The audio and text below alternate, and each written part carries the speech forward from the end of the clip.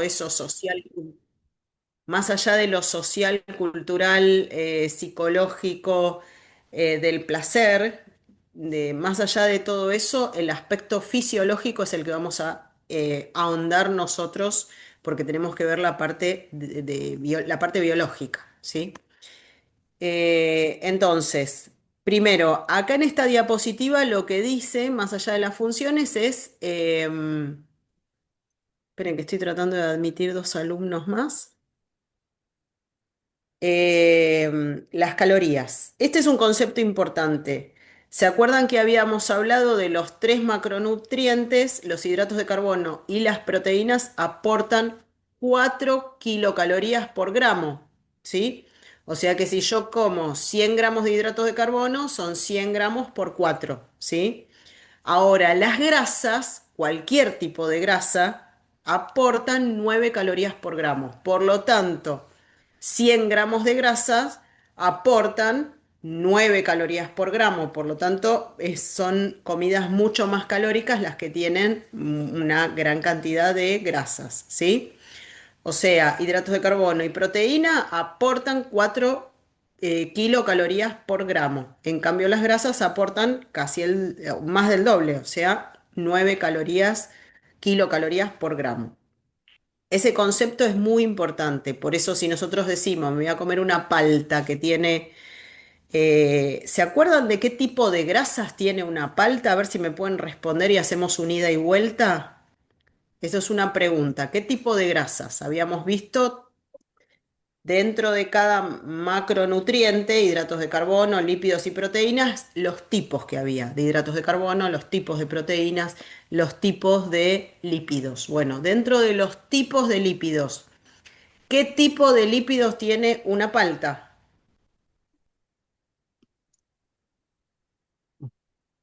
¿Puede ser un ácido graso insaturado, profe? Muy bien, Que muy son los bien. de mejor calidad. Exactamente, exactamente. Sí, o sea, dentro de los lípidos son de muy buena calidad, por eso la palta tiene tanta propaganda hoy en día, es de re buena calidad las grasas esas. Sin embargo, es un alimento muy calórico. ¿Por qué? Porque cada gramo de esa palta, en realidad la palta no tiene solo grasa, tiene fibra, tiene otras cosas también, pero cada gramo de grasa, porque tiene mucha cantidad de grasa saludable, aporta una gran cantidad de calorías. Es decir, ¿me tengo que comer un montón de paltas todos los días? Y no, porque no me voy a llenar con eso, porque encima las grasas llenan un montón, y no voy a poder incorporar otros nutrientes que son necesarias. Entonces, no solamente la cantidad de cada alimento es importante, sino la proporción dentro de cada nutriente. Es decir, cuánto tengo que comer de proteína, cuánto tengo que comer de hidratos de carbono, cuánto tengo que comer de grasas, ¿sí? Se entiende, obviamente, como la grasa tiene el doble de calorías que las proteínas o que los hidratos, siempre la cantidad de grasa tiene que ser poquita, mucho menor que hidratos o proteínas, ¿sí? Bueno, ese concepto. Espere que avance un poquito acá. El peso saludable. Cuando hablamos de peso saludable, acá hay un concepto muy importante que el peso saludable nosotros lo evaluamos con el índice de masa corporal, ¿sí? El índice de masa corporal, todos estos conceptos que les estoy diciendo son conceptos que se los voy a tomar en el parcial, ¿sí? Así que saber qué es el índice de masa corporal, cómo se calcula y cuáles son los valores normales, ¿sí? Saben que el índice de masa corporal es el peso sobre, o sea, dividido talla al cuadrado, ¿sí? Hay un rango que es normal, que es de 18 a 24,9, ese sería el valor normal, y de 25 para arriba es sobrepeso hasta 30, o hasta 29,9 en realidad, y de más de 30 es obesidad, y dentro de la obesidad hay distintos grados de obesidad. Menos de 18 o 18,5 se llama bajo peso. Bueno, todo eso que les acabo de decir lo tienen que saber, es muy importante. Ahora, que yo pueda hacer el cálculo del peso de mi paciente, del índice de masa corporal que tiene mi paciente, significa como dato que el paciente está saludable si está dentro de un índice de masa corporal normal? No, ¿sí? Recuerden que el concepto de peso saludable es un concepto que refiere solo al peso. Sin embargo, para hablar de salud no alcanza únicamente con el índice de masa corporal, es decir, el peso para la talla de ese paciente, ¿sí? ¿Por qué? Porque un paciente que tiene un índice de masa corporal dentro de lo normal tal vez viene de haber pesado, no sé, 200 kilos y está bajando y lo encuentro justo en el momento que está en un peso saludable. Supongamos que esa persona está pasando por vómitos, un cáncer, un tratamiento quimioterápico y no tolera la comida y vomita y no viene comiendo y se está desnutriendo rápidamente. ¿Es esa situación para mi paciente saludable? No. No solamente porque tiene cáncer, porque está haciendo tratamiento, porque está bajando muy rápido de peso, sino que está generando una desnutrición, una pérdida de nutrientes que es exageradamente rápida, que le va a afectar un montón de funciones. Entonces, ¿es saludable? No, por más que yo lo encuentre dentro de un índice de masa corporal, digamos, normal de peso para la talla que tiene el paciente, ¿sí? Del mismo modo, pero al revés. Por ejemplo, un adolescente que pega el estirón y crecen muy rápido y no llega a engordar lo suficiente, podría estar en bajo peso. ¿Significa que está desnutrido ese paciente? No, porque es un momento de la vida en el cual crecen mucho a lo largo, a lo alto, quiero decir, que estiran mucho y no llegan a tener todavía una masa muscular, una grasa, no llegan a comer tanto como para aumentar rápidamente lo que crecieron, lo que crece el esqueleto a esa edad. Entonces, muchas veces, y es muy común, les puede dar un índice de masa corporal bajo con que representaría un bajo peso y sin embargo, ese dato, por más que nosotros lo tenemos que considerar como bajo peso, no habla solamente como dato aislado, no habla de que mi paciente esté enfermo, ¿sí? Entonces, tenemos que saber qué es el índice de masa corporal, saber calcularlo, saber los valores normales, cómo se llama cuando es menos, cómo se llama cuando es más. Todo eso hay que saberlo, pero es muy importante saber que el índice de masa corporal fue inventado para hacer estudios poblacionales, para estudiar mucha cantidad de población al mismo tiempo. En cambio, si yo lo utilizo para mi paciente en forma individual, no me alcanza ese dato solo. Es decir, el índice de masa corporal sirve, pero nunca como dato aislado, ¿sí? Lo tengo que poner en concordancia con otros datos más. Es decir, decir esto, por ejemplo, el índice de masa corporal me da bajo peso, sin embargo, yo me quedo conforme porque cuando veo todo el resto veo que se trata de un adolescente que está creciendo, que está en bajo peso, pero que todo el resto es normal, un laboratorio normal, vida sana, una buena alimentación, hace deporte, todas sus funciones normales. Entonces, eso es poner el índice de masa corporal en contexto de todo el resto de los datos clínicos, ¿sí? O sea, nunca se usa en forma aislada porque en realidad fue desarrollado para hacer estudios poblacionales, ¿sí? Pero bueno, se los voy a tomar porque es un dato que lo solemos usar. Lo podemos usar en el consultorio con los pacientes, ¿sí? Y nunca como dato aislado, volvemos a lo mismo. Acá en la clase esta, que ustedes la tienen subida en el campus, están todos los datos de cómo se calcula y cómo se clasifica. No hace falta que sepan obesidad grado 1, 2, 3, simplemente que más allá de 30 es obesidad, ¿sí? Nada más que eso. Y ven que de este lado a la derecha tenemos, como se hace en los niños, los percentilos, porque en los niños que al estar en crecimiento y desarrollo, las dos cosas, tanto crecimiento como desarrollo, es muy variable de persona a persona, de niño a niña, es muy variable. Entonces tenemos una tabla para percentilar más o menos el rango que sería normal según la estatura y dentro de ese rango veo si está más cerca del promedio o un poco más alejado del promedio, pero que más o menos esté dentro del rango de la normalidad, ¿sí?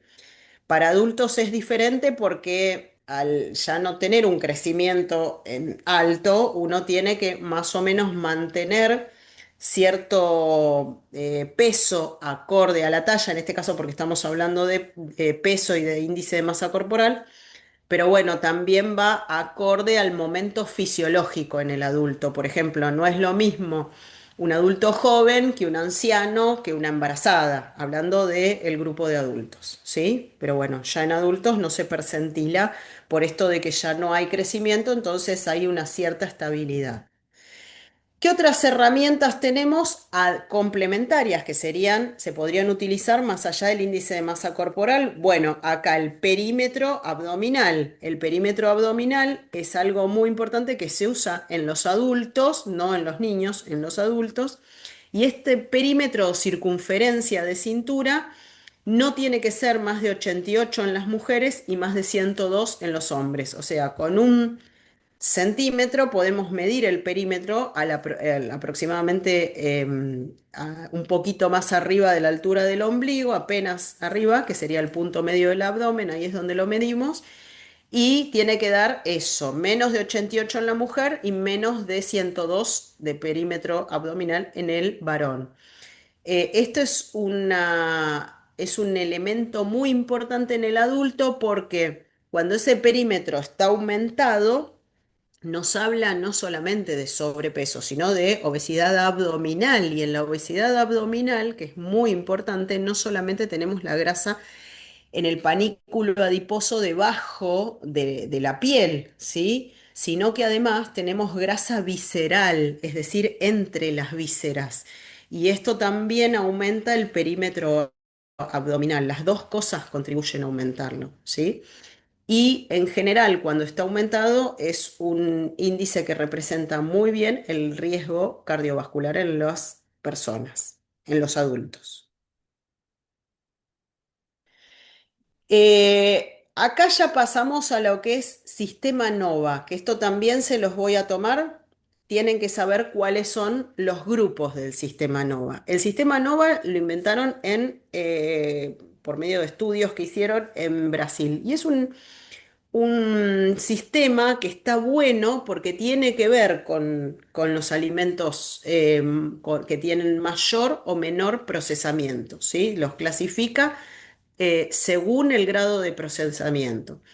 Y esto es muy importante porque hoy en día tenemos un montón de alimentos que son procesados o ultraprocesados y es importante saber qué componentes tienen y cómo los clasificamos para considerar que una dieta se trata de que tenga alimentos saludables o no, ¿sí? Entonces, el sistema NOVA es un sistema que clasifica los alimentos según el grado de procesamiento que tenga.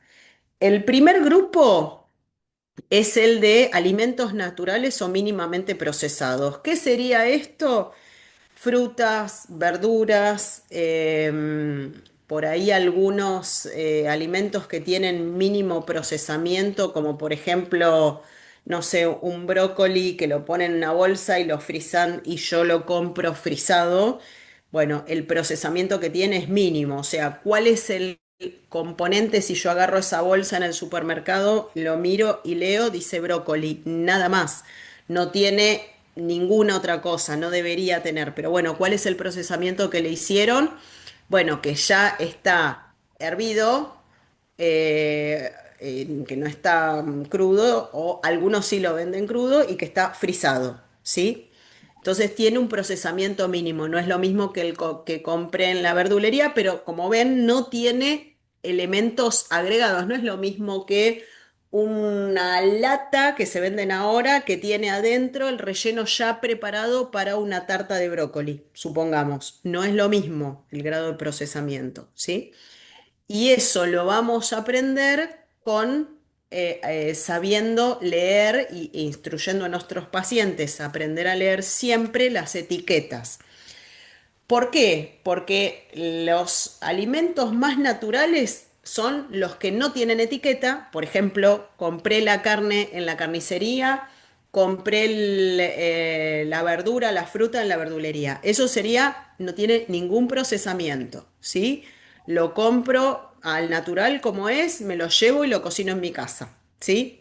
Eso sería el grupo uno. Y mínimamente procesado tiene que ser el ejemplo que les di, por ejemplo, un brócoli o lo que sea congelado, pero no tiene ningún agregado. Es el alimento simplemente que está frisado. Ese sería un ejemplo. Ese es el grupo uno, ¿sí? Después tenemos el grupo 2 que son ingredientes culinarios procesados. Estos ingredientes son sustancias extraídas de otros alimentos que realzan los sabores del grupo uno, de las carnes, de las verduras que nosotros usamos para agregar, para condimentar, para freír, como por ejemplo las grasas, los aceites, las harinas, los almidones, el azúcar, la sal. Esos serían los ingredientes culinarios, ¿sí? El tercer grupo es un grupo de alimentos que son listos para el consumo, pero que están procesados o ultraprocesados, ¿sí? Esto sería, tenemos distintos grupos. Los que son procesados serían los que se les agrega algo, como les dije recién, sal, azúcar, algún conservante o aditivo que cambian el alimento original. Por ejemplo, ¿es esto eh, ¿cómo se llama? Una remolacha, una selga, una espinaca, algo como para poner adentro, un relleno para poner adentro de la tarta que se venden enlatados. Sí, pero no es la verdura sola, sino que en realidad ya tiene agregados. Y esos agregados, para estar además perdurar en una lata, tiene que tener conservantes. Entonces, no solamente tiene condimentos o algo que realza el sabor, una cebolla, un ajo, no sé, sal, pimienta, no solamente tiene eso que realza su sabor, sino que además tiene otras cosas mucho más químicas, como es colorantes, aromatizantes. Entonces ahí ya se le empiezan a agregar conservantes para que perdure, para que dure más tiempo y que esté en una estantería ahí sin frío ni nada esperando a ser vendida, ¿sí? Profe, como las salsas boloñesas ya prehechas. Claro, por ejemplo, muy bien, muy bien. Las cosas que son enlatadas, la mayoría Se tienen me viene a la conservantes, mente porque, enlatado, sí, la típica salsa, la ensalada esta, ¿cómo se llama? Primavera, ¿se le dice? claro, sí, exactamente, exactamente, Ok. sí. Incluso vieron los puré de tomate o los tomates perita, la mayoría de Sí, las veces no es solo tomate. Lo que es en lata tiene que aguantar. Entonces, como es en lata y tiene que aguantar, no es lo mismo que lo que está frisado, porque el freezer detiene el frío, la temperatura, detiene el proceso de putrefacción de un alimento, de descomposición. sí. El que no está con conservación con frío, sino el que está en una lata, ¿sí? O en un paquete, tiene que tener conservantes porque tiene que esperar a ser vendido. Entonces, todo lo que es en lata tiene un montón de cosas que se le agregan, conservantes y puede ser muchas más cosas, colorantes, aromatizantes, estadificante, acidulante. Bueno, hay un montón. Mientras más cantidad de componentes químicos tenga, se llama ultraprocesado, ¿sí?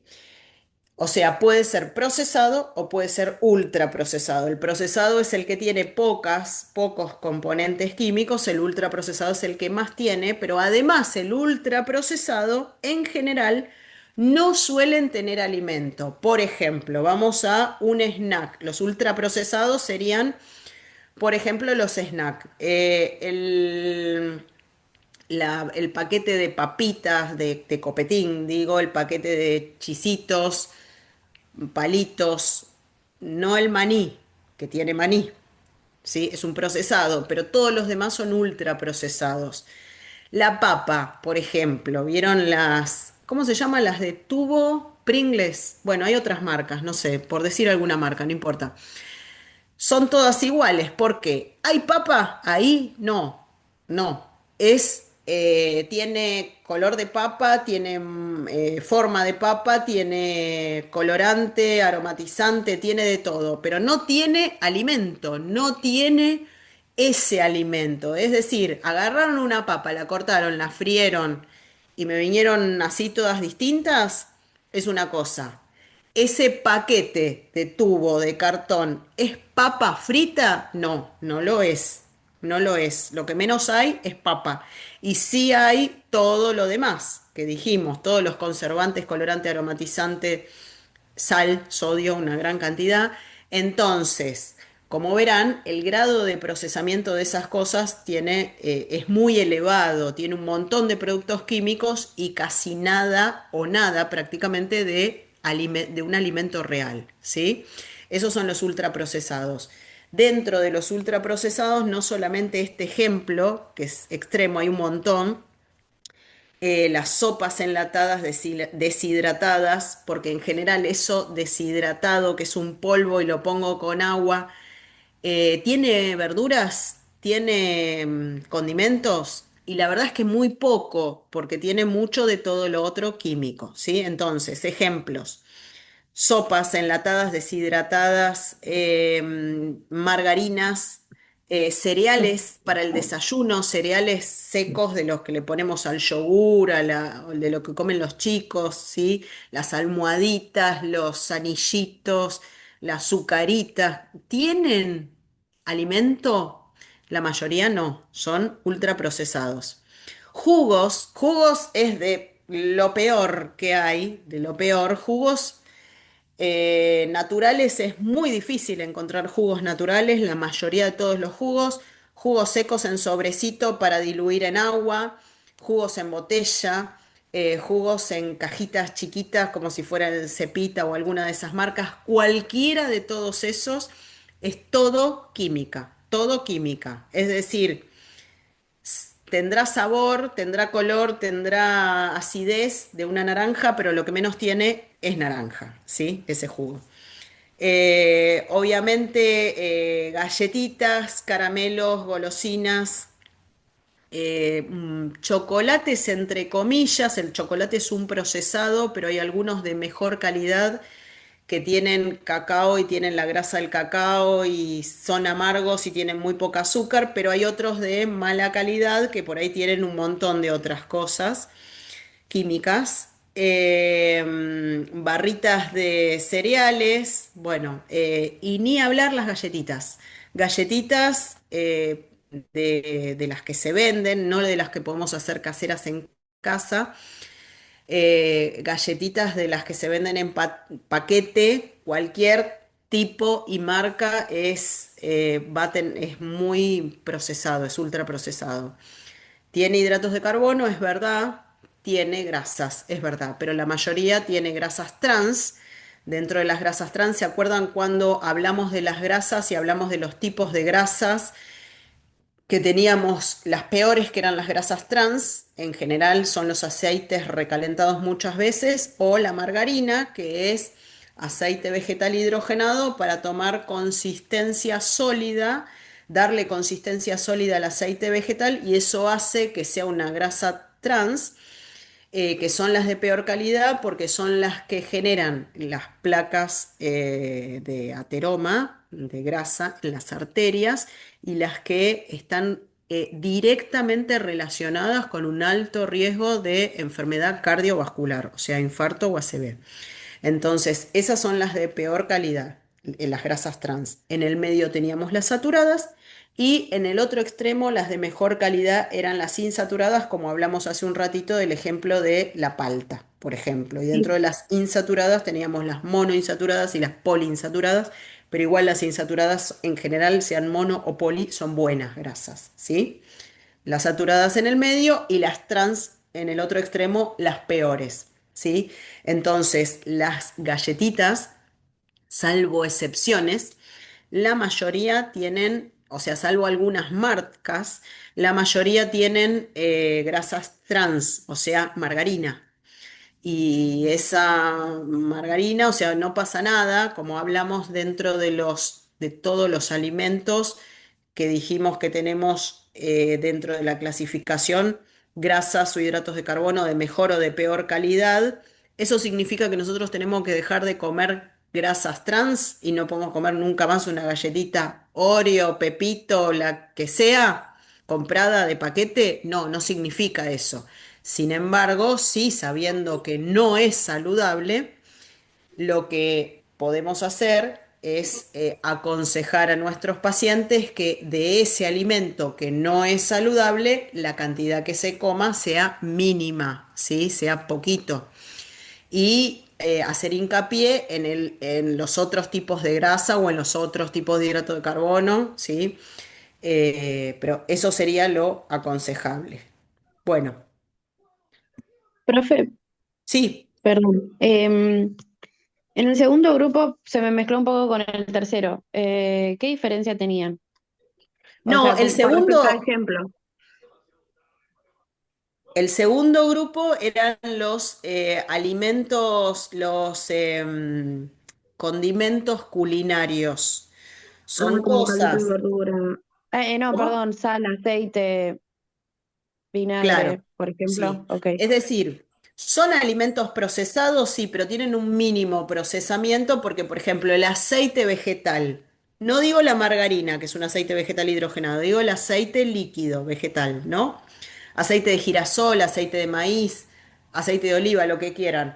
Eh, el maíz tengo que procesarlo para hacer el aceite, el girasol tengo que procesarlo para hacer el aceite, o sea, tiene un procesamiento, no es que viene así en la naturaleza, lo encuentro como aceite y lo saco de un, no sé, una planta, un animal y lo puedo comer, no, o sea, tiene un procesamiento, pero ese procesamiento es mínimo.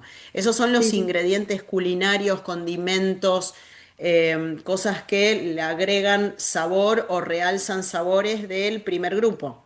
¿Sí?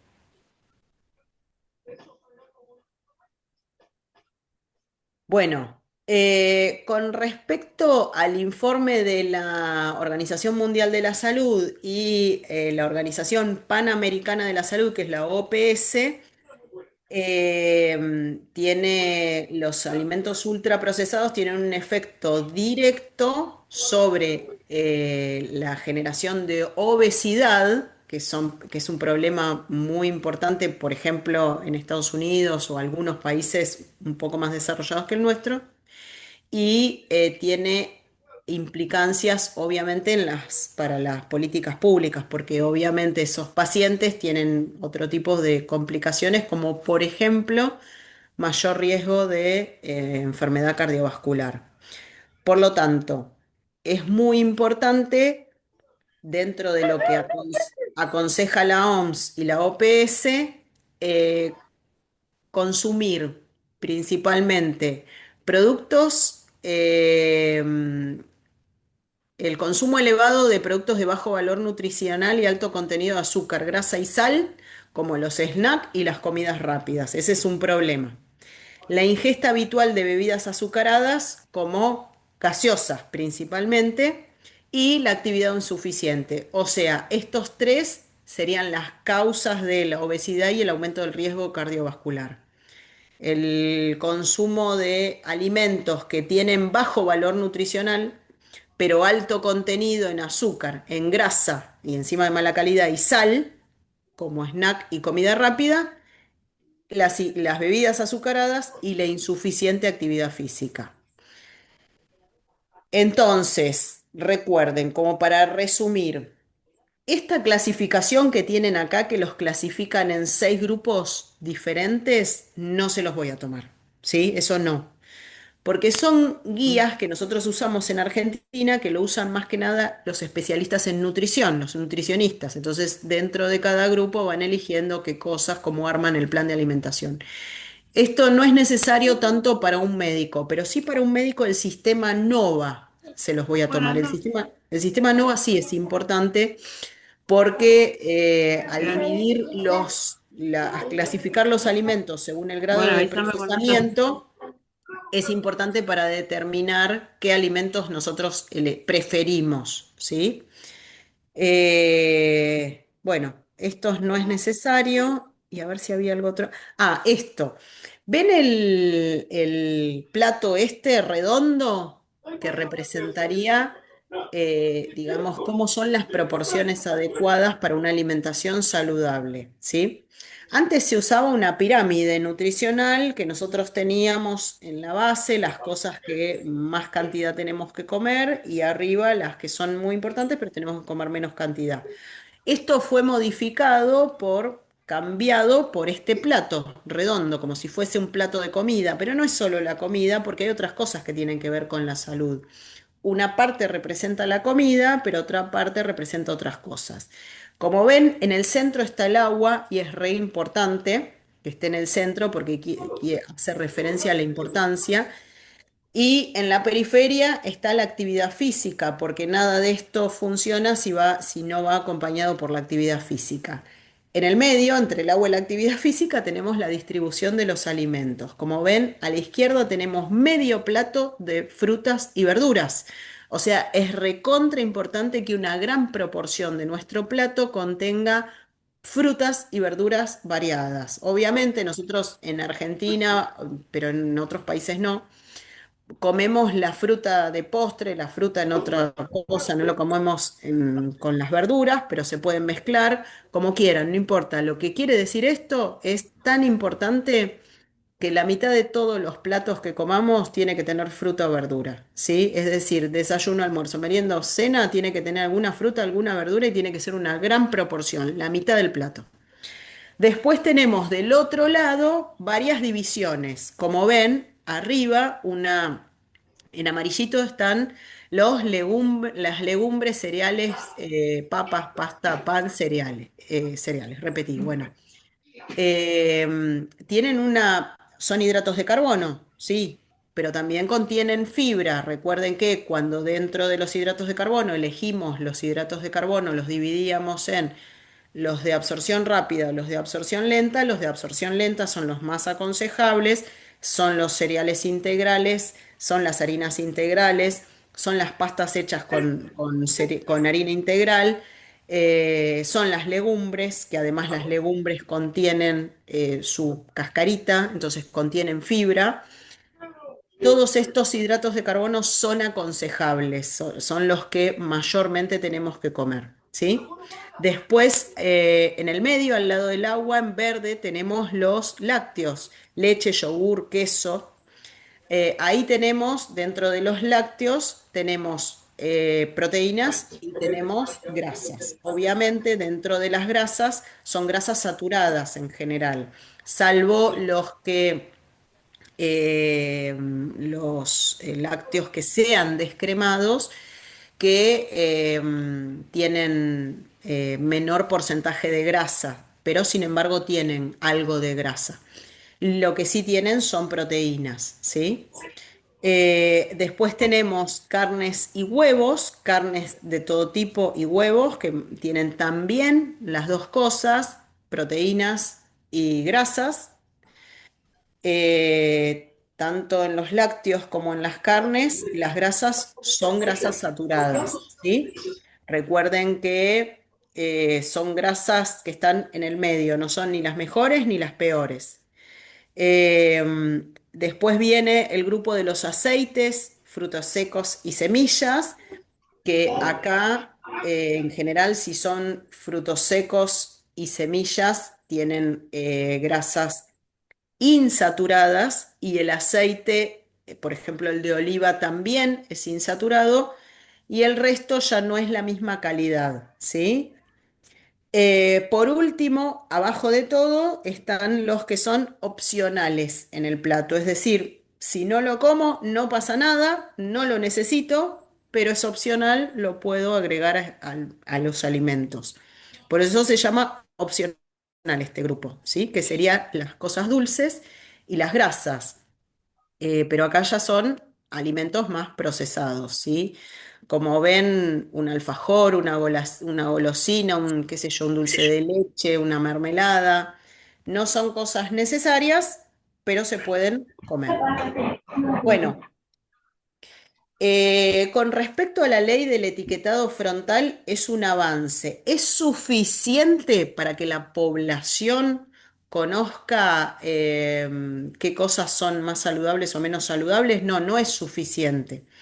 ¿Por qué? Porque cuando nosotros leemos el etiquetado frontal, vieron que son estas etiquetas las que están aprobadas en Argentina. En otros países podrían usarse por ahí más detalladamente otras de otros colores también. Acá en Argentina se aprobó esta ley.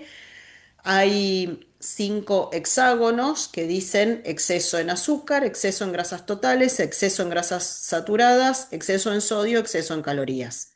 No dice otro detalle, no habla más profundamente, no analiza más profundamente.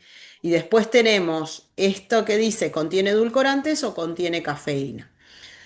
¿Es esto suficiente? No, pero es un paso importante que se dio en Argentina como para iniciar la educación de la población en muchas cosas. Por ejemplo, las gaseosas. Las gaseosas. Toda la población sabe que tienen mucha, pero muchísima cantidad de azúcar. No me refiero a las gaseosas dietéticas o las gaseosas light o las que no tienen azúcar, sino las tradicionales, porque antes se vendían solo las tradicionales, no había otra que no fuese con azúcar. Ahora tenemos una variedad y tenemos la Coca cero, la Sprite cero, todas vienen cero, en su versión con azúcar y en su versión sin azúcar o con poca azúcar, pero antes no era así. Entonces, esto es parte de un desarrollo en educación que ayuda a la población a conocer esto y poder elegir.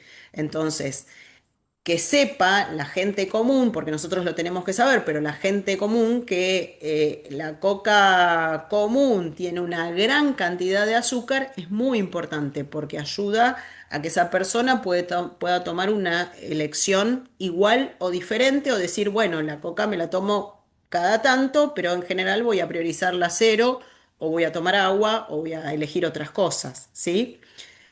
Ayuda a conocer. Ahora, ¿es suficiente? No, porque muchas veces vemos que dice, por ejemplo, exceso en grasas totales. Sin embargo, si yo les doy una palta que la compro en la verdulería, no trae etiqueta, pero si le tengo que poner una etiqueta a esa palta, le tengo que poner exceso en grasas totales. Sin embargo, ¿esas grasas totales son de mala calidad? No, ya lo dijimos, son insaturadas, son las de re buena calidad. Entonces, esa palta, si yo le tuviera que poner un etiquetado, sería exceso en grasas totales. ¿Pero por qué? Porque tiene un montón, y exceso en calorías, ¿no? Porque si me la como completa, va a ser un montón de calorías. Ahora, si yo me como un cuarto de palta por día, ¿estoy excediendo la cantidad de grasas que necesito por día? No, está muy bien. Si me como un cuarto de palta por día, ¿estoy excediendo las grasas totales? No. Y encima estoy comiendo grasas saludables, ¿sí? Entonces, conclusión la ley de etiqueta frontal es un paso muy importante. Sin embargo, para la población general, porque nosotros tenemos que conocer más en profundidad, pero es un paso muy importante para educar sobre nutrición a la gente. Sin embargo, no es el único paso. Más adelante, dentro de unos años, por ahí habría que avanzar en profundizar sobre esto, pero nosotros como médicos sí tenemos que saber que más allá de este etiquetado es importante leer la etiqueta de ingredientes totales y saber que todos los alimentos procesados que vengan en paquete, que tengan una etiqueta, cuando leemos esos ingredientes, dice ingredientes dos puntos, una cosa es que diga remolacha más sal y azúcar, por decir algo, o remolacha más sal más un conservante. Y otra cosa es que diga, este relleno de tarta contiene dos puntos y diga remolacha y después diga Acidificante, estabilizante, aromatizante, colorante, bueno, y tenemos una lista larga así de productos químicos y casi nada o nada, a veces, según lo que sea, de alimento real. Entonces, ¿es un procesado o es un ultraprocesado? Y eso lo voy a saber. Los ultraprocesados en general tienen más de 5 ingredientes y la mayoría de esos ingredientes, más de 5 suelen tener 20 ingredientes aproximadamente y casi todos, 10 15 como mínimo, son productos químicos, ¿sí? Entonces, todo lo que tenga más de 5 ingredientes, donde dice ingredientes, y que la mayoría de esos más de 5 ingredientes sean químicos, eso es un ultraprocesado, ¿sí? Bueno, entonces, en resumen, esto es importante, para tener una alimentación saludable tenemos que incorporar alimentos de todos los grupos, realizar al menos 30 minutos de actividad física diaria, es decir, por lo menos caminar todos los días, eso es lo que tenemos que aconsejar. Tomar 8 vasos de agua potable, acá dice segura, sería potable, no importa si es de la canilla, que sea agua potable. Consumir 5 porciones de frutas y verduras variadas en tipos y colores, porque cuando comemos distintos tipos de frutas, verduras, quiero decir que no sea todo tubérculo, que no sea todo de hoja, sino que no sea legumbre, que sea variado. Eh, Ahí estamos, además, cuando variamos los colores, ¿sí? Estamos variando también en el aporte de vitaminas y tenemos variedad de vitaminas. Por lo menos 5 porciones por día. Esto sería, no sé, 2 frutas por día, 3 verduras distintas por día. Así, más o menos, para tener una idea. Pero todos los días tiene que haber 5 cosas distintas. ¿Sí? 5 frutas o verduras distintas en algún plato y en lo posible en todos. Y recuerden que tiene que haber, por lo menos la mitad del plato tiene que ser fruta o verdura. Reducir el uso de sal, que también hay leyes que ayudaron en Argentina a reducir, por lo menos en los restaurantes no se usa más llevar la sal, salvo que uno la pida. En general, las comidas tienen que tener poca cantidad de sodio y hoy en día ya nos acostumbramos, así como la gente se acostumbró a que no puede fumar adentro de lugares cerrados, también nos acostumbramos a que los alimentos vienen con poca sal y que no nos traen el salero a la mesa, salvo que uno lo pida. Limitar el consumo de bebidas azucaradas, consumir lácteos preferentemente descremados, consumir carnes, quitarles la grasa visible, lo grosero, no la grasa que está mezclada entre las fibras, porque eso no se lo vamos a poder sacar y tampoco es necesario. Aumentar el consumo de pescado y de huevos, consumir legumbres, cereales integrales, papa, batata, choclo, mandioca, consumir aceite crudo o como condimento. Crudo o como condimento, acá, ¿qué quiere decir crudo? Bueno, por ejemplo, le agrego a la ensalada el aceite crudo. Distinto es si voy a freír algo, que ahí ya el aceite está cocido. Ustedes saben que si yo lo caliento una vez o 2 veces es una cosa, si voy a comer a algún lugar un frito, seguramente estará frito en algún aceite recontra, recalentado un montón de veces y eso ya no tiene la misma calidad porque se convierte en un aceite primero saturado y luego trans, ¿sí? Una vez que está calentado y recalentado un montón de veces. Pero si lo hacemos en casa, bueno, en la ensalada, aunque lo comamos afuera, el aceite va crudo, en casa también, pero si en casa hacemos un frito, tiene que ser en lo posible con pocos usos o pocas veces que se ha calentado ese aceite para que no adquiera mayor saturación o no se convierta directamente en un trans, en una grasa trans. Em, Consumo responsable de bebidas alcohólicas significa mínimo, ¿sí? Disminuir los procesados y los ultraprocesados y elegir la mayoría de las cosas alimentos naturales, ¿sí? Bueno, con respecto a esto, ¿les quedó dudas? No. Mm, no, profe. Bueno, voy a dejar de compartir, voy a ir a la otra cosa, la otra clase, lo de taller, que es esto de anemias. Esperen.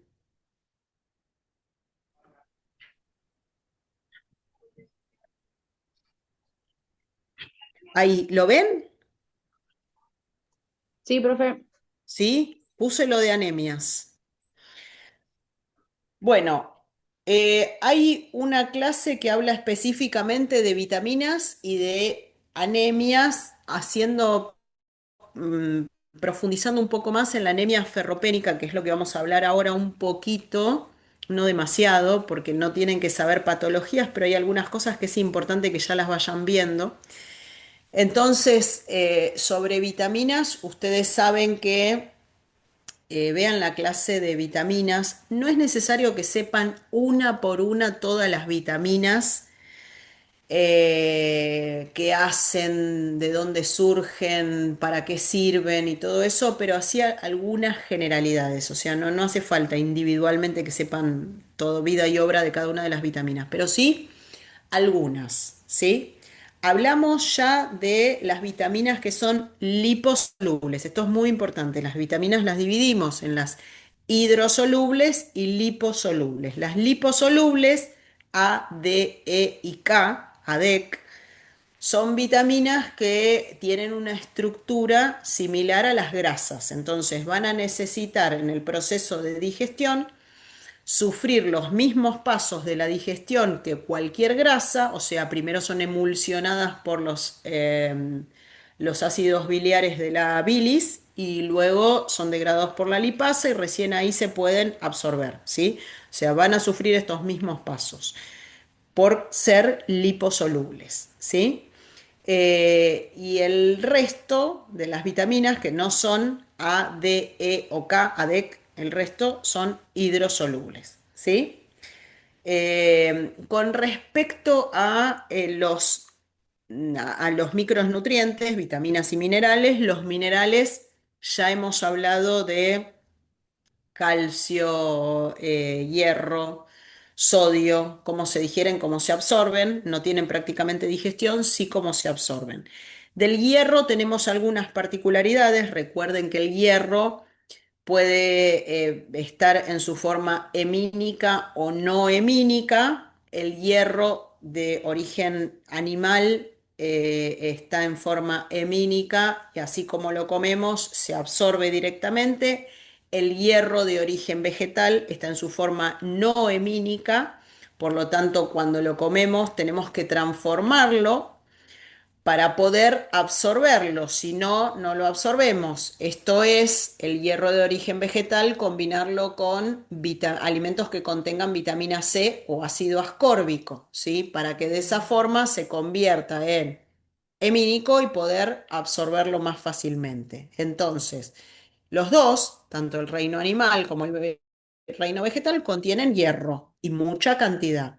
Sin embargo, el hierro de origen animal está en forma hemínica y se absorbe directamente, o sea que la persona que come carne o alimentos de origen animal va a tener, principalmente carne o huevos, ¿no? Va a tener esa porción de hierro, haga lo que haga, asegurado, porque así como lo come, lo va a poder absorber, entonces tiene menos riesgo de anemias, por lo menos ferropénica.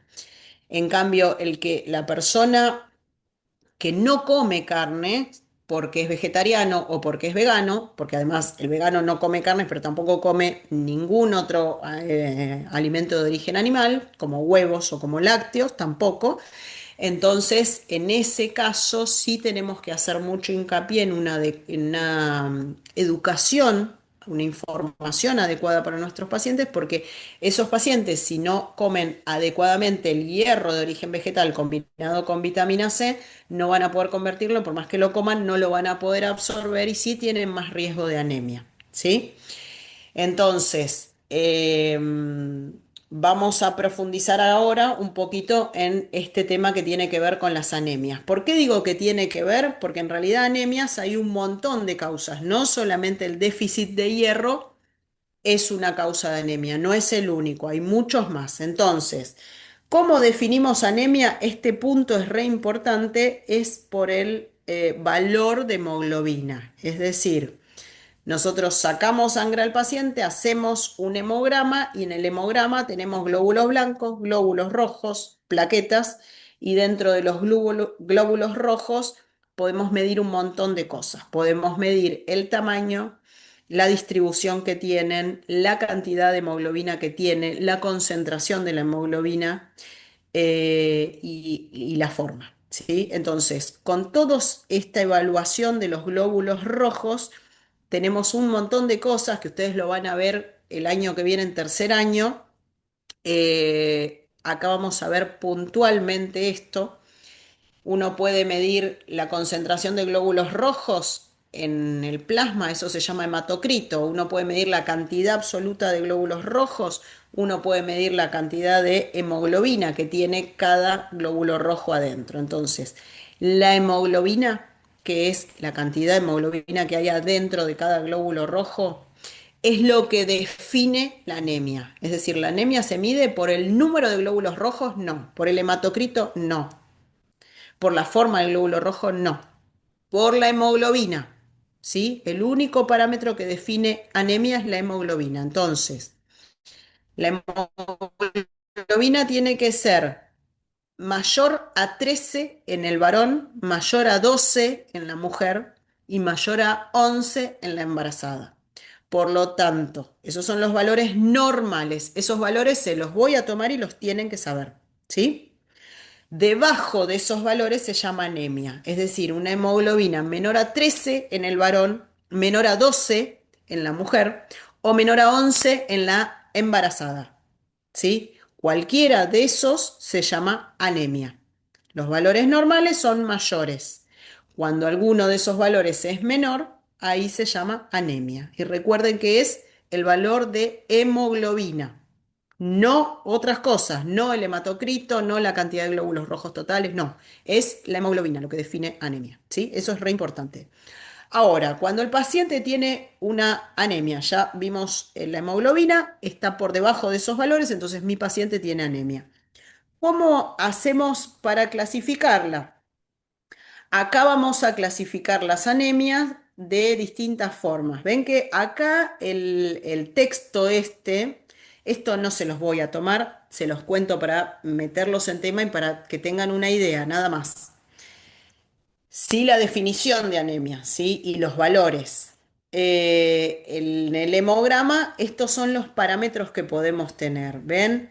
La hemoglobina, el volumen corpuscular medio, la concentración de la hemoglobina, el RDW, son distintos parámetros que se miden en el hemograma, pero el que tenemos que saber es la hemoglobina, que es con el cual definimos anemia.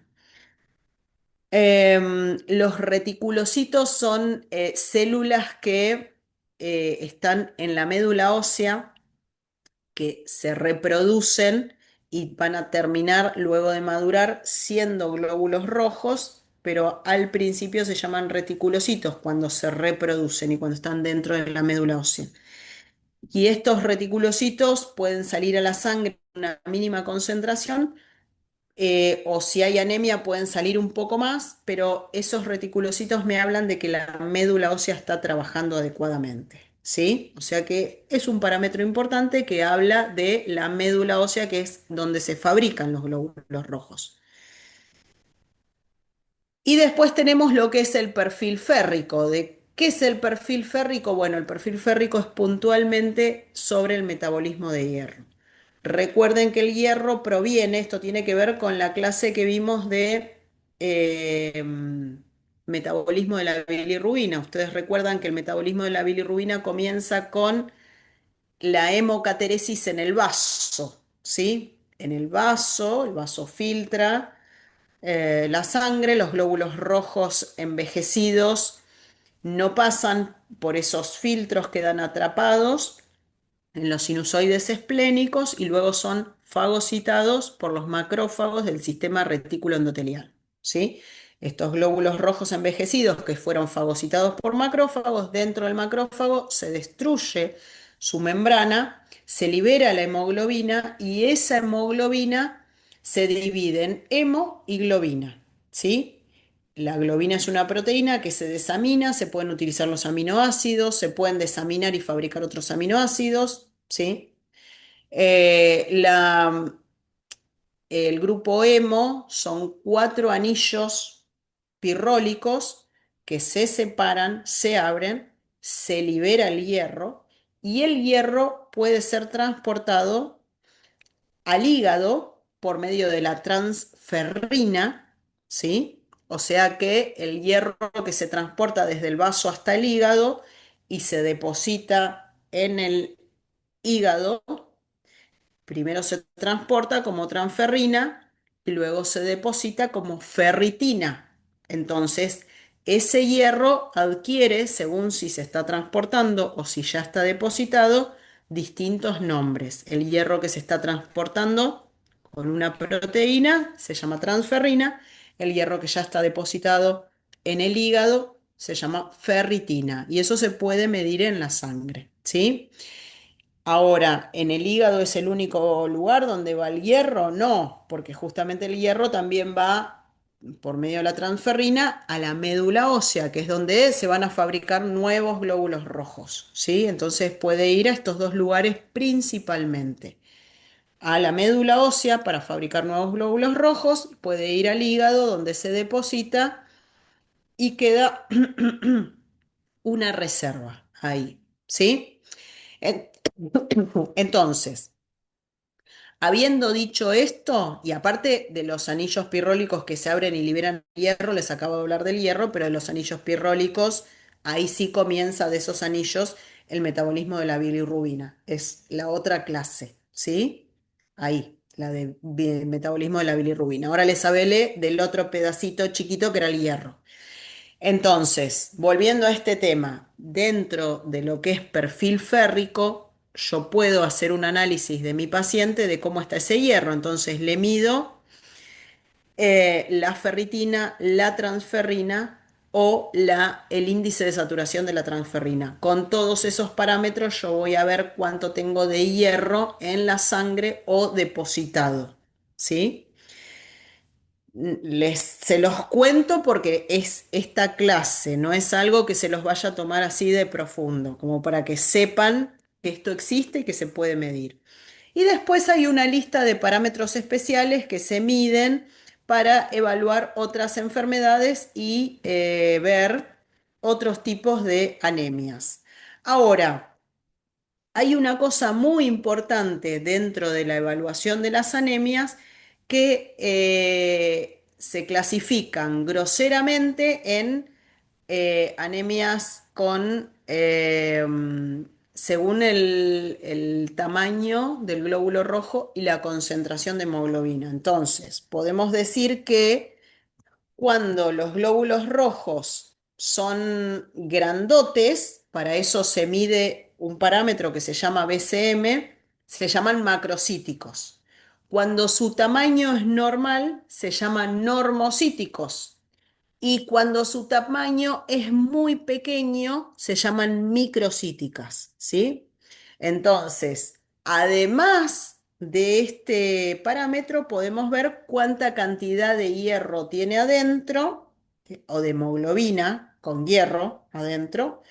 Por lo tanto, cuando tienen poquito color, muy poquita hemoglobina, van a tener muy poquito color esos glóbulos rojos. Y en ese caso se llaman hipocrómicos porque tienen poco color.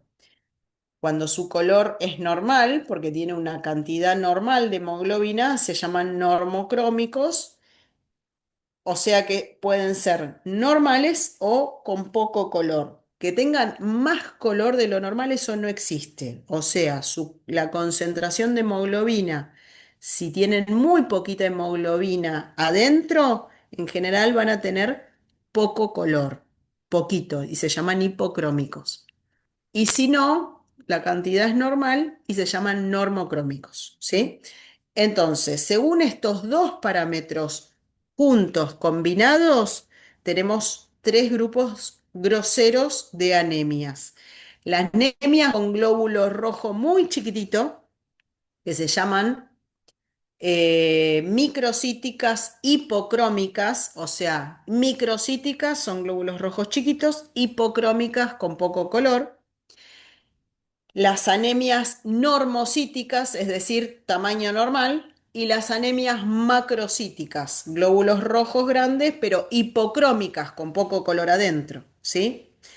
Entonces, dentro de esos tres grupos, microcíticas, normocíticas o macrocíticas, glóbulos rojos chiquitos, normales o grandotes, nosotros tenemos enfermedades muy comunes.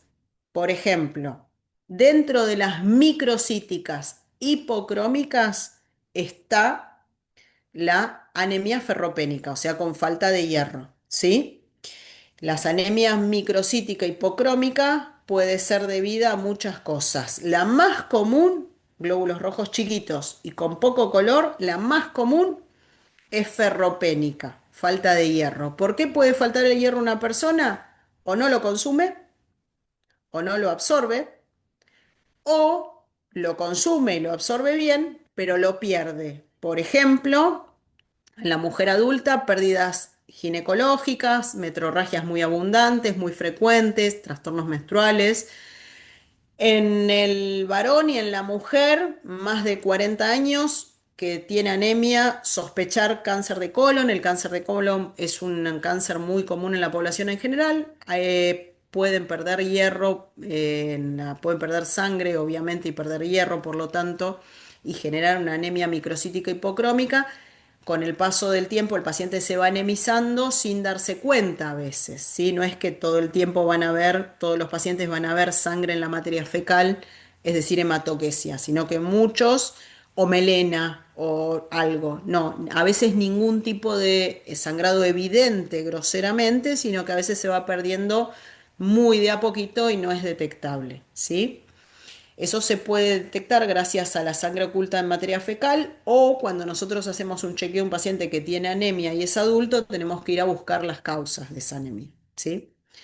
Sin embargo, dentro de este grupo que son microcíticas hipocrómicas, si bien la ferropénica, o sea, por déficit de hierro, es la más común, no es la única. También tenemos otras, como por ejemplo alteraciones de la membrana del glóbulo rojo o alteraciones de la hemoglobina, como por ejemplo las talasemias, que son enfermedades de la hemoglobina, que en general son hereditarias. Existe la talasemia mayor y la de la talasemia minor, que son, una es más grave y la otra es más leve, pero en general son genéticas, hereditarias. Hay familias que lo tienen y no tiene que ver con la falta de hierro, sino con la enfermedad de la hemoglobina defectuosa, ¿sí? Pero bueno, en conclusión, dentro de las microcíticas, glóbulos rojos chiquitos y con poco color, la ferropénica es la más común y hay algunas otras causas como por ejemplo las talasemias. Vamos al grupo del medio que sería normocíticas, glóbulos rojos de tamaño normal. Glóbulo rojo de tamaño normal en general pueden ser hipocrómicas, o sea, con poco color, y pueden tener poco hierro. Ahora, si yo le mido el hierro a ese paciente, no va a tener un hierro bajo, sino normal, y lo que sucede es que en este caso, de las que son normocíticas, suele ser por enfermedades crónicas. Por ejemplo, un paciente que tiene una endocarditis, un lupus que se activa, que son enfermedades autoinmunes cuando no están con tratamiento y son enfermedades crónicas que están activas, que llevan mucho tiempo, lo que hacen es producir factores, esas enfermedades, que frenan, que impiden a los glóbulos rojos de la médula ósea que están madurando utilizar el hierro. Es decir, ¿a ese paciente le falta hierro? No, come hierro, absorbe hierro, no pierde el hierro, lo tiene, sin embargo, no lo puede utilizar. Esto sucede en las enfermedades crónicas, que no están bien tratadas, que no tienen un tratamiento, que están activas. Esa inflamación crónica que producen las enfermedades crónicas hacen que el hierro que ese paciente tiene en su cuerpo, que lo tiene, lo come, lo absorbe, lo tiene, no lo está perdiendo, no lo puede usar en la médula ósea para fabricar los glóbulos rojos. Entonces fabrica glóbulos rojos que son normales, de tamaño normal, pero que tienen poco hierro adentro. No porque no lo tenga, sino porque no lo pueden utilizar. ¿Sí? Esas son las anemias normocíticas, que en general la causa son enfermedades crónicas, ¿sí? Que producen esa anemia. Y por último, el otro grupo, que es el grupo de las macrocíticas. Son glóbulos rojos grandotes y con poca hemoglobina. Suelen ser macrocíticas, grandotes, hipocrómicas, con poco color porque tienen poca hemoglobina. ¿Qué sucede? Sucede que cuando un glóbulo rojo, una célula en la médula ósea, se reproduce, primero recuerden que el núcleo se duplica, luego que se duplica se divide y luego el cuerpo de la célula se divide, me quedan dos células con un núcleo cada uno, con el material genético completo, ¿sí? Todo eso no se puede producir cuando hay un problema en la reproducción de ese glóbulo rojo. Es decir, ese glóbulo rojo crece, crece, crece, podría llegar a dividirse y formar dos células hijas, sin embargo no lo puede hacer. Entonces son grandotas porque crecieron, pero nunca llegó a dividirse, entonces hay poca cantidad, además de que son grandotas. Y en general esto sucede no porque falte hierro ni hemoglobina, sino en general porque faltan otras cosas. ¿Cuáles son esas cosas que faltan? Vitamina B12 o ácido fólico. En general, esas son las causas. Hay otras causas también. Estas son las más frecuentes, ¿sí? Entonces, anemia macrocítica son en general, se llaman megaloblásticas porque son megaloblastos grandotes, células grandotas que no se pueden dividir, ¿sí?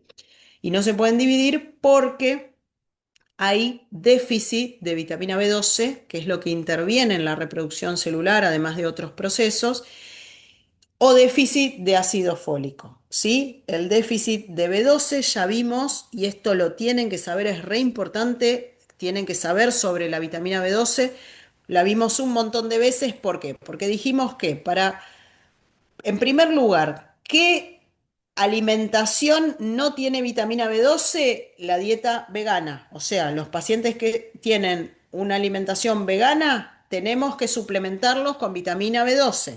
¿Sí? Eso por un lado. Y además, saber qué otras cosas podemos apuntalarlos, informarlos, aconsejarlos, pero lo único que hay déficit es en la B12. ¿Sí? No hay déficit de otra cosa. Sí, con el Profe, resto de las cosas, para prevenir que tengan anemia, prevenir que tengan otras cosas, tenemos que aconsejarlos, tenemos que informarlos, tenemos que educarlos de cómo tiene que alimentarse. Pero puede seguir su dieta vegana. Lo único que no va a tener el vegano es la B12, es lo único. Por lo tanto, es lo que yo tengo obligación de conocer e informarle que se tiene que suplementar con comprimidos para que no le falte, ¿sí? Si no va a terminar perdón, con anemia macrocítica, que se llama megaloblástica, y además con déficit neurológico. Ahora, yendo a cualquier otra persona que no tenga una dieta vegana, que coma variado, que consume alimento de origen animal, o lácteos, o huevo, o carnes, o todo, no importa, ¿va a tener B12? Sí, va a tener. Recuerden, hablando del metabolismo de la B12, que dijimos que la B12 en el estómago se une al factor intrínseco, van juntos hasta el ilion terminal, que es el sector donde se absorben, y ahí juntos se absorbe el complejo B12 factor intrínseco, se absorben juntos. Luego dentro del enterocito sí se separan y se pasa la B12 hacia la sangre, ¿sí? Entonces, resumiendo, es muy importante con respecto al metabolismo de la B12 que sepan que necesita siempre que el paciente tenga estómago, ¿sí? Es decir, paciente que sufrió una gastrectomía, ¿puede absorber vitamina B12 aunque la coma? No, porque si no tiene estómago o le sacamos gran parte y le queda un pedacito de estómago, ¿cuánto tiene de células parietales? ¿Cuánto tiene de células principales? ¿Cuánto tiene de todas sus células? ¿Cuánto puede producir de factor intrínseco si tiene pocas células parietales? Poquito. Pocas células parietales, poco factor intrínseco. ¿Va a poder absorber toda la vitamina B12 que coma? No. ¿Sí? Ahora, vamos a la otra, al otro extremo, que es el ilion terminal.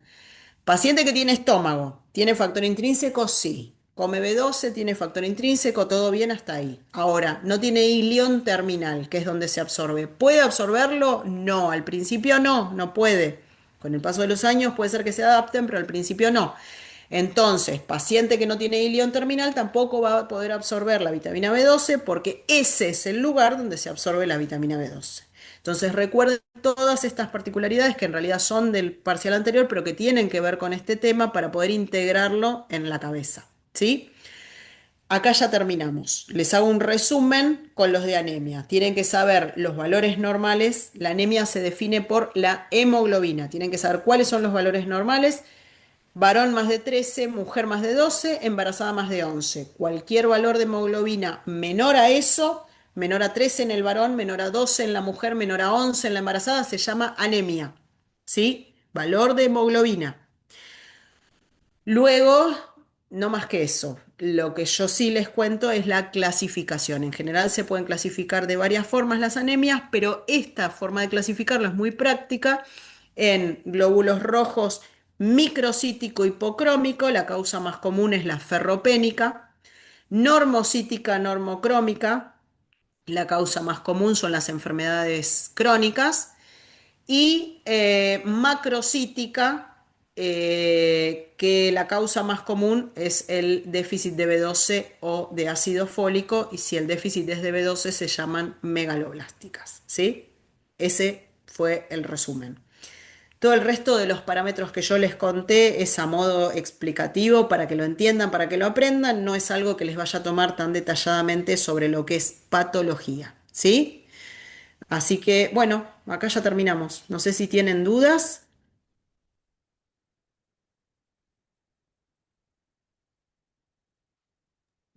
Profe, una consulta. La B12 no hacía falta, o no, capaz que me estoy confundiendo con algo más, pero no se tenía que suplementar con algo aparte también, No, con algo aparte, no. No, no, o era no. consumirla con vitamina D, me parece. No, Creo que me estoy confundiendo igual. Me parece que sí, pero... no, no es necesario, ¿eh? No, no Ah, es ok. necesario, no. Em, la suplementación de la vitamina B12 es re importante en varios pacientes. En comprimidos es importante en los veganos. Todos los veganos, si nuestro paciente es vegano, tiene que tener suplementación con vitamina B12, comprimidos, ¿sí? Un comprimido por día, punto, de por vida. O por lo menos mientras tenga dieta vegana.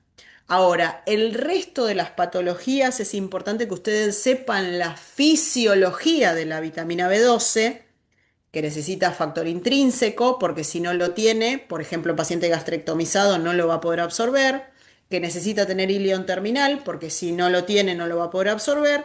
Entonces, cualquiera de estas patologías es importante conocerla de nuestro paciente, porque se lo vamos a tener que reemplazar la vitamina B12, se lo vamos a tener que dar. No es que lo come y lo va a poder absorber, sabemos que no lo va a poder absorber, entonces probablemente al principio se lo tengamos que dar intramuscular, ¿sí? Inyecciones intramusculares. Y recién ahí va a poder absorber. Pero estamos hablando de paciente que tiene gastrectomía, que no tiene estómago, o tiene un estómago enfermo, pero tiene, no sé, un tumor enorme, casi todo el estómago es tumor, entonces tiene poco tejido sano, o cualquier cirugía que le hayan sacado gran parte del estómago o gran parte del ilion terminal, ¿sí? Si está enfermo o se lo sacaron, no funciona. Entonces, en ese caso, si no tiene estómago, no le funciona, o no tiene ilion terminal o no le funciona, se lo voy a tener que reemplazar, y los primeros meses o años suele ser intramuscular, hasta que, si el paciente sobrevive y tiene una patología que pueda sobrevivir, más adelante puede llegar a ser esa función reemplazada en el tubo digestivo, y podría llegar a darse suplemento por boca y no intramuscular, pero al principio siempre intramuscular. Sí, ¿Sí? sí, sí, recuerdo que lo habíamos charlado en clase. Igual hablando, ahora escuchándolo hablar de esto, me acordé que en realidad recordé que en realidad es en el caso del hierro que se tiene que suplementar acompañado de una vitamina para que se pueda... Exacto, exacto, es el me lo hierro. había confundido. Es la Claro, vitamina claro. D, ¿no? Bueno, Claro, por ahí te confundiste porque entra dentro del tema de Sí, anemias, ¿viste? exacto, pero fue una confusión que tenía. Cuando empecé a hablar Claro, ahí me acordé y dije, no, es el hierro en claro, realidad el que claro. se tiene que...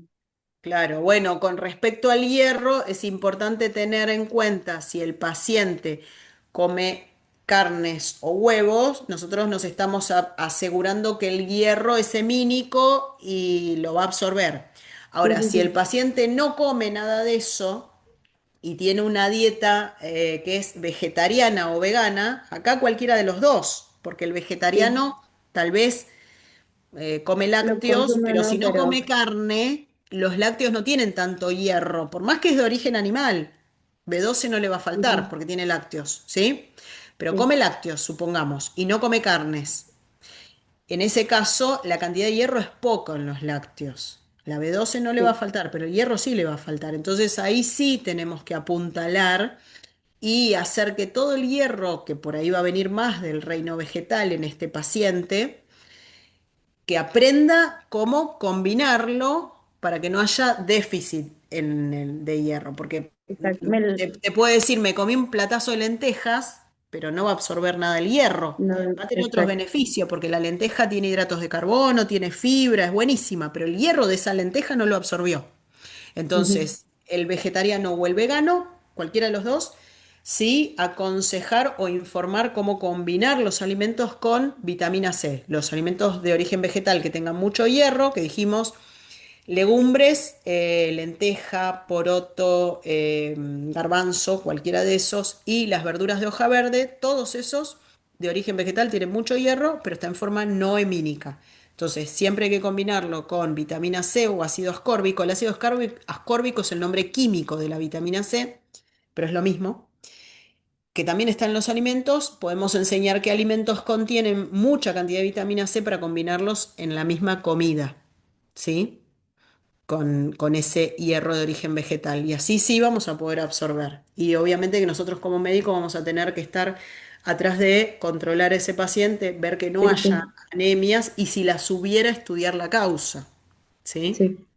Me lo había confundido porque la diferencia ahí es como, o sea, noté que es muy minuciosa, como que se te puede, como en un caso en realidad es para los pacientes que son solamente veganos, y en el otro caso igual, nada, capaz que como justo involucra casi todo el tema relacionado con la anemia, va muy de la mano, hablando Sí. entre una cosa y otra se me chispoteó, pero Bueno, pero gracias por está la bueno que corrección. lo trajiste, así lo repasamos y lo aclaramos y espero que a todos les haya quedado claro esta diferencia, ¿no? Entre lo que es el metabolismo de la B12, que cuando hay déficit puede dar anemias, pero se llaman anemias megaloblásticas con glóbulos rojos grandotes, y es diferente del déficit de hierro, que también está en los vegetarianos y en los veganos, que se puede corregir y que lo que me trae cuando hay déficit de hierro es anemia ferropénica, microcítica hipocrómica, glóbulos rojos chiquitos y con poquito color. ¿Sí? Pero está bueno Profe, que lo hayas dicho, así lo aclaramos. ¿Alguien le quedó otra una consulta. duda de ese tema?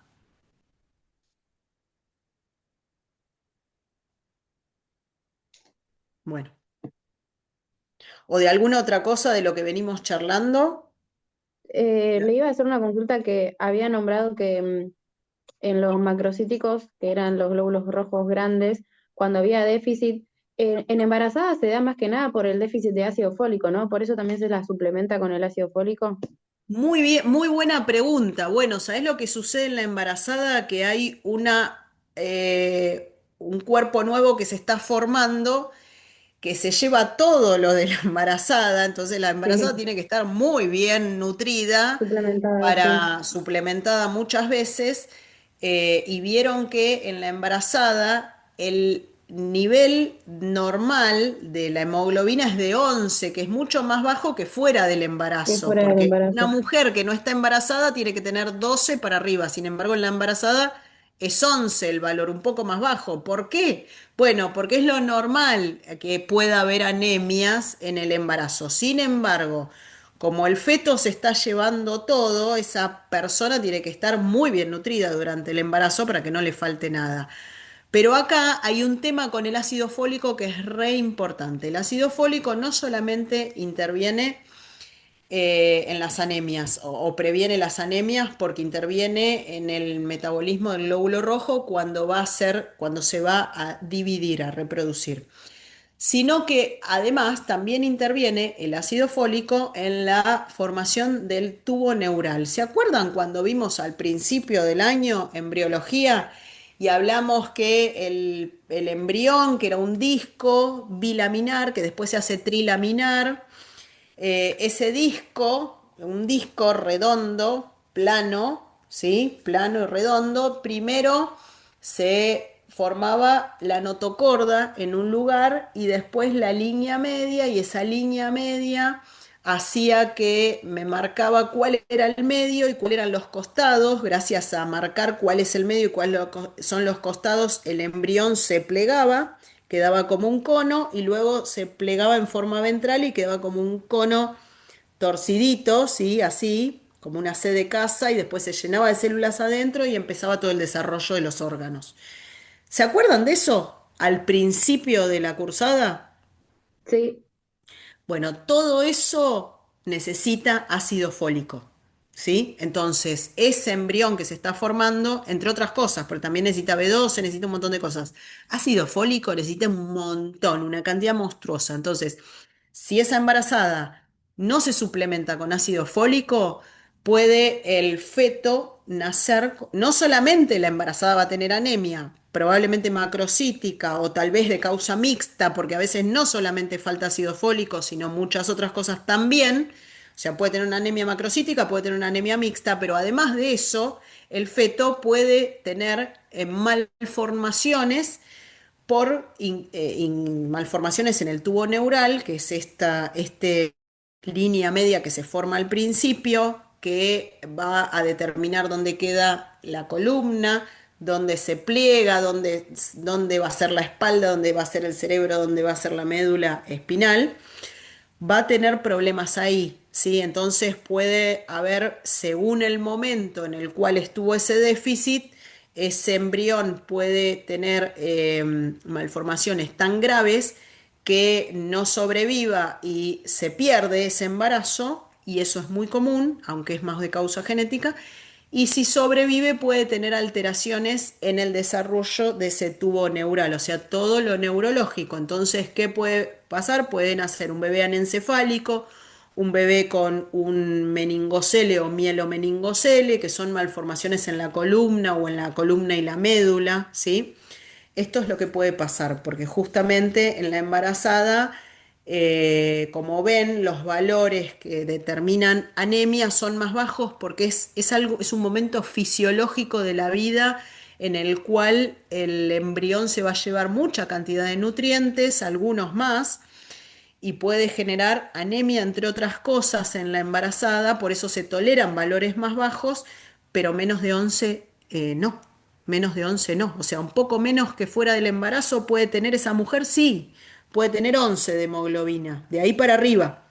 Y fuera del embarazo tiene que tener de 12 para arriba, ¿sí? O sea, en el embarazo se tolera menos, porque es lo normal, es fisiológico, pero menos de 11 no. ¿Sí? Y en esos casos hay que suplementarlos y en algunos casos en el embarazo puede haber personas gestantes que tienen déficit de muchas cosas. El ácido fólico es crucial para el desarrollo normal de toda la parte neurológica del embrión. ¿Sí? No solo para prevenir la anemia en la madre, sino para el desarrollo neurológico del embrión, y que no tenga deformidades graves ese embrión. Para eso es re importante. Sin embargo, según el nivel de desnutrición de la persona gestante, puede tener déficit de otras cosas también y que sea mixto y que le falten un montón de cosas. Este tema lo vamos a volver a hablar cuando veamos calcio, fósforo y vitamina D, porque bueno, otra cosa que se pierde un montón la embarazada cuando no se suplementa bien es el calcio, pero bueno, no es tema de hoy, después lo vamos a volver a ver. genial, profe, muchas gracias.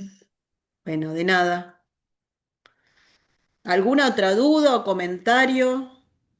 Muy interesante los comentarios que hicieron, ¿eh? Y las dudas. Me gusta que haya un ida y vuelta en la clase.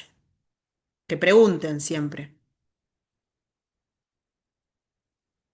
Bueno. Si no hay más dudas, acá dejamos. Vean el seminario en la semana y que ya empezamos con la parte de sistema renal y vamos a ir viendo primero toda la parte de anatomía, los riñones, vejiga, micción y luego toda la parte de nefrona y función. ¿Sí? Genial. Bueno, los dejo. Les mando un Gracias, beso. profe. Gracias, Nos profe. vemos. Chao. De nada. Chao, Chau, profe, chau. gracias. Chao, profe. Chau, buena semana.